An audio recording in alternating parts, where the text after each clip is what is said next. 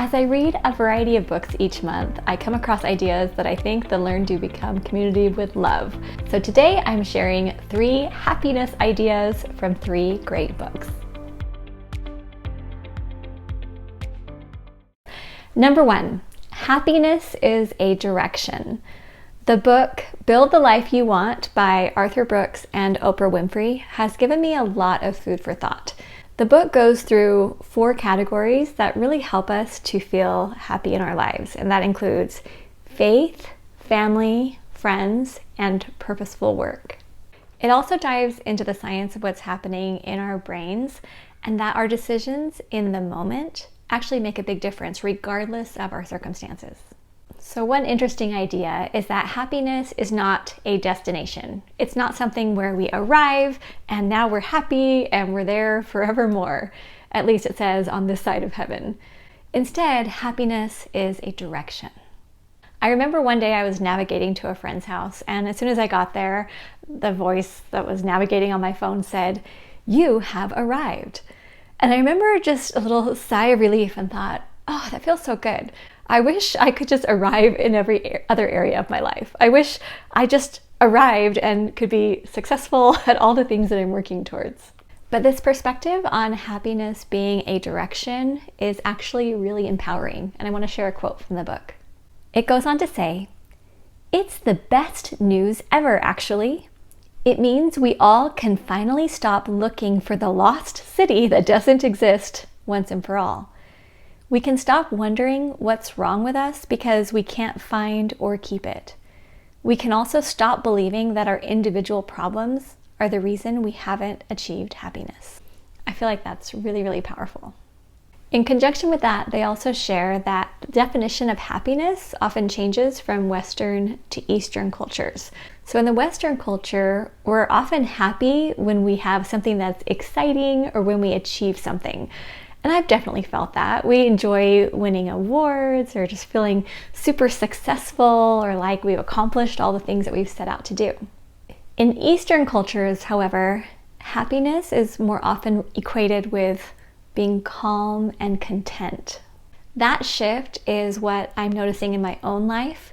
And though there isn't one perfect way to define happiness, the common themes in the East and the West are enjoyment, satisfaction, and purpose. Then the book goes on to share how we can actually be happier in our faith, our families, our friendships, and our work. So it's a great read. Number 2, living in the gain transforms everything in our lives for good. In the book, The Gap and the Gain by Dr. Benjamin Hardy and Dan Sullivan, I learned that when we live in the gap, we see everything that is lacking in our lives. That includes where we feel maybe others have let us down, where we haven't quite achieved our goals, and we start to see ourselves as constantly yearning but never quite getting there. Even the founding fathers of the United States included the phrase "pursuit of happiness" in the foundational documents. And while Arthur Brooks, who wrote the first book I mentioned, shared that happiness is a direction and not a destination, if we're constantly feeling like we're trying to achieve happiness, but we're never actually feeling joyful in the moment, it's like we're chasing a carrot, but never actually getting it. The Gap and the Gain suggests that when we focus on the gains each day, how we grew or how we learned, or maybe even how a hard situation helped us to be able to have some kind of a benefit, we feel a lot more joy and peace and contentment. And so I've actually been trying this for the past few months. As I get to the end of the day, I just think, okay, what are some things that happened today that helped me to gain something? Knowledge, experience. And what's beautiful about that is if there are great things that happened that day, awesome. There are great things that were benefits to me. But if there were hard things that happened, a conversation that didn't go really well, or I upset somebody, or I felt like I didn't do a great job on something, I still had experiences that gave me a gain. So I'll be writing in my journal and write something like, oh, today I said something that really hurt someone's feelings, and I learned that I need to be more sensitive in situations like this, XYZ.